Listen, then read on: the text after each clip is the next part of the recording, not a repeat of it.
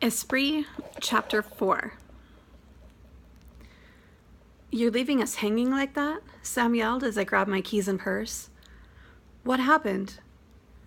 "This isn't a conversation I can say in a rush, and there's really no reason for the truth to come out anyway. I'll wait until I'm acted upon by an outside force, or whatever the hell Newton says. But my mom fell.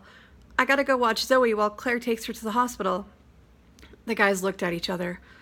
I shouldn't have started to tell them. Claire had obviously acted in self-defense, and Tom was better off dead. Hang on. No, that's not where the light's coming from. Oh well. I could have kicked myself for starting it. "Don't worry about it. Just help me control it somehow, please." I air fist bumped the guys and rushed out the door and down the steps.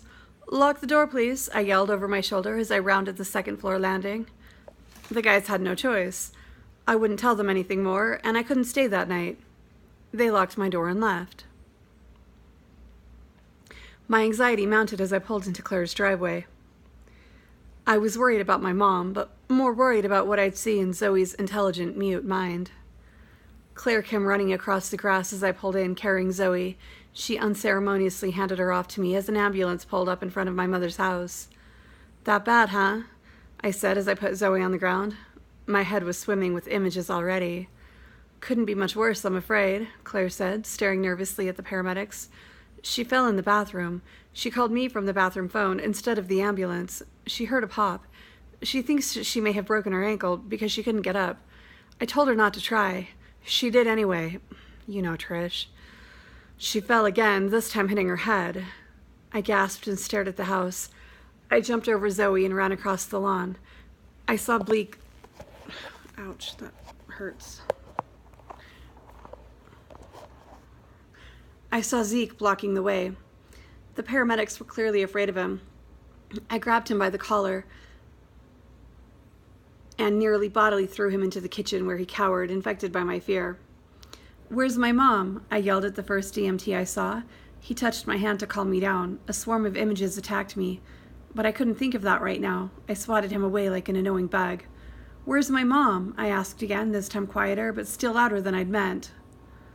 Two paramedics came through right then, pushing a gurney for my mom. One gently touched my arm to get me out of the way. Another horde of images assaulted my mind. I couldn't worry about that either. I swatted him away like a pesky bug, too.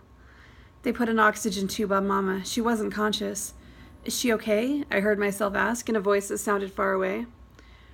"We're doing everything we can for your mother. The best place for you to be is right here," said an older medic.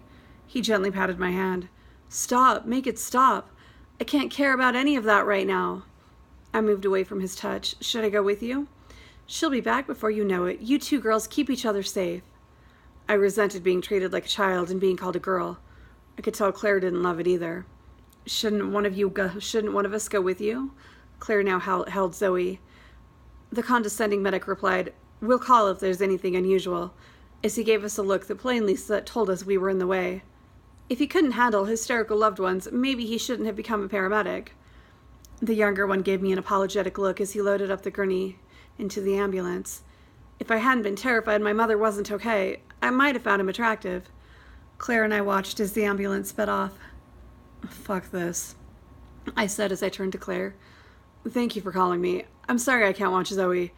I'm going to the hospital." "I know," Claire said. "Go." She reached over and gave me a quick hug. Zoe licked my forehead.